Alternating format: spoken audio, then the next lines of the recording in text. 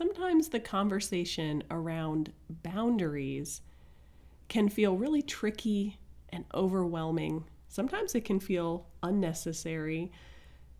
It's pretty rare, though, that I think that we walk away as we're talking about and thinking about boundaries, thinking, yeah, I got that. I got no issues there. My boundaries are strong. And I'm going to guess, because you've chosen to listen to this episode around boundaries as a pastor, as a ministry leader, you're hoping for a little bit of help with figuring out what boundaries to set and how to do it. So welcome back to Counseling Tips for Pastors and Ministry Leaders. We are building today on last week's conversation around boundaries. And we talked last week about what boundaries are and how they're influencing you, not just as a leader, a pastor, but as a person, as a husband, as a wife, as a parent. And today, I want to turn that corner and get practical with it and offer some tips for not just how to maybe think about boundaries, but how to actually do it, how to actually implement it. Because if it were easy, well, we would all be doing a lot better with our boundaries. So welcome to today's conversation. My name is Jessica Hayes, and I'm a licensed counselor and licensed marriage and family therapist in the state of South Carolina.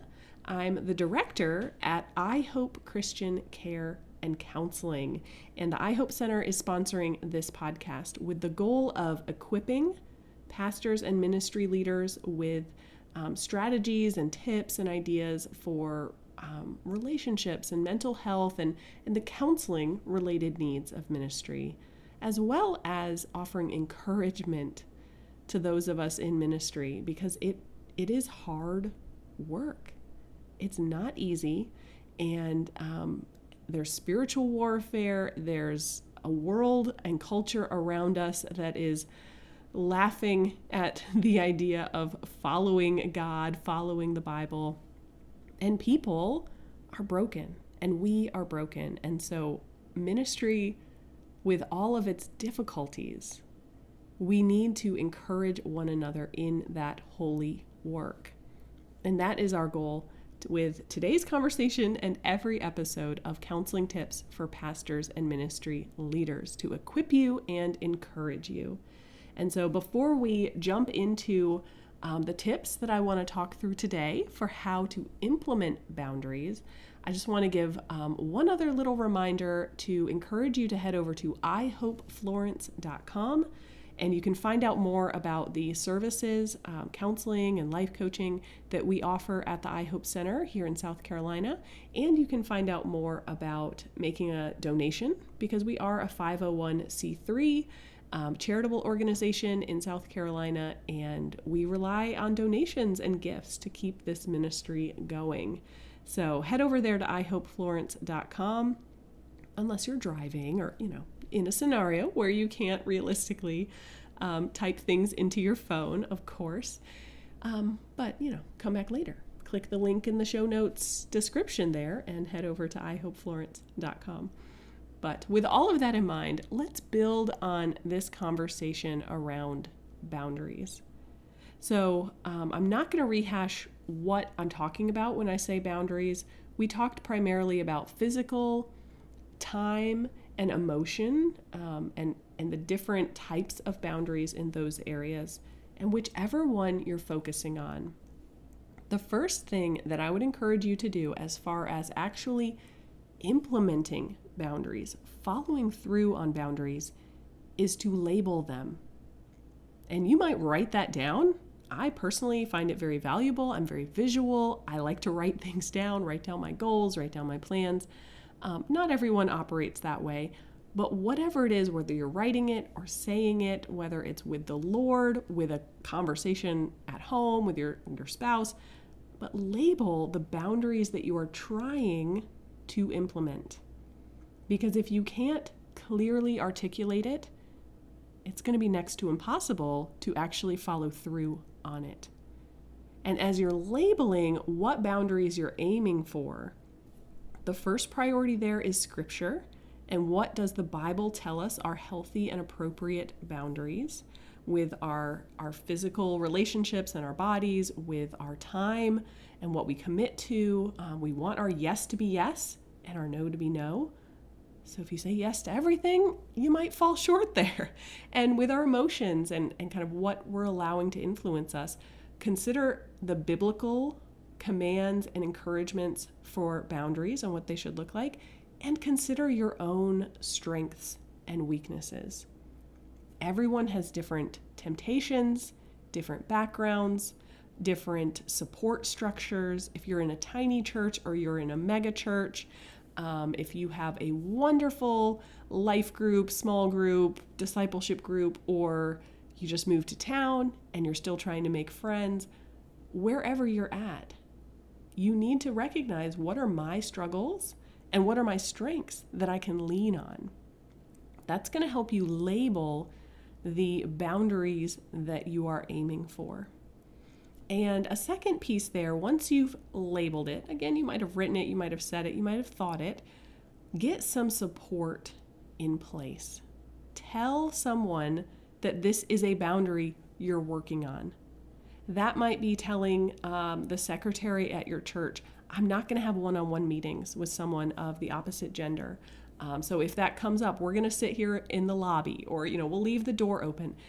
And now they know if they walk by and that boundary is not being kept because you just weren't thinking about it. You walked in the office, she followed you, she shut the door, because that's normal. That's not like a weird thing to shut a door when you're going to have a private conversation. You might cross boundaries without meaning to, but if other people know I'm working on this boundary, well, now they have permission and they can hold you accountable. They can follow up with you. Your secretary can knock on the door and open it. If it's a time boundary thing, you and your spouse might need to sit down every week and review the calendar. What did you say yes to or no to? Whatever the boundary is, if people know about it, it's a lot more likely you're going to get help in following through. Now, it's also really helpful, and these are some of the places that come up in counseling, especially because, at the iHope Center, we have a discount for pastors, and I'm married to a pastor, and so I know that there's kind of the basics of how do you set boundaries, and then there's the nitty-gritty, we're struggling through this, maybe things got messy and now we're trying to fix the problem, that type of boundary setting. And so one thing that I often recommend and I find really helpful, especially if it's a new boundary that you're working on, is to practice saying it ahead of time. Practice saying out loud, let's go with that scenario. You're having a one-on-one and it's someone of the opposite gender. She followed you into your office at church. She shut the door because she wasn't thinking about it.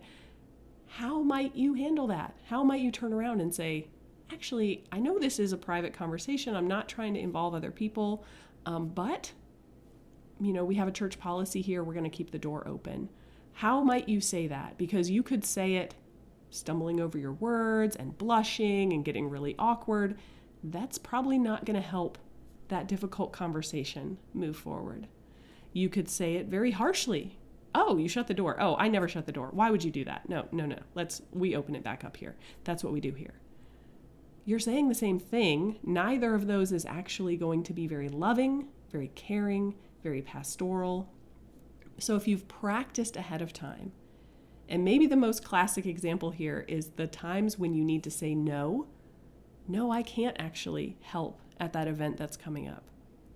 No, I can't do marriage counseling with you. I'm so sorry. I don't have room in my schedule. I don't have the expertise there. Whatever it might be. Sometimes saying no to yourself in front of the mirror is a great place to start. We need to practice saying the boundary, setting the boundary, or there's no chance that we're going to be successful with it in the real world when someone else is standing in front of us. And alongside that would be thinking through the what ifs. With whatever the boundary is, what is likely to go wrong? Maybe that's because of the setting that your ministry is in or where your church is. Maybe that's your own struggles. You struggle with certain temptations. Maybe you've pre-committed to way too many events, way too many things going on, and you're figuring out, oh, I need to come back and say, I'm so sorry. I can't do that. How am I going to say no in the future? How do I maintain the relationship? There's all sorts of what ifs or predictable problems. And if you think about it ahead of time, you're a lot more likely to then still follow through on that boundary. You're not going to get stuck. If you say no, maybe you practice. Oh no, I'm so sorry, Bob. I can't join you at that group. I can't help lead it. I don't have room in my schedule. I'm so sorry. Okay, Bob might say, sure, no problem. Thanks, Pastor. See you later. Or Bob might say, oh, are you sure? I mean, I think it's really important. And if the pastor's not in it, oh, I don't know if anyone's going to come. I mean, I really need you there, Pastor. Can't you do it for me? Well, how are you going to respond? That's a pretty predictable what if. Nothing against anyone out there named Bob. It's just an example. But if you've already thought through not only what will I say, but how will I handle the pushback, what might go wrong, then you're a lot more likely to follow through.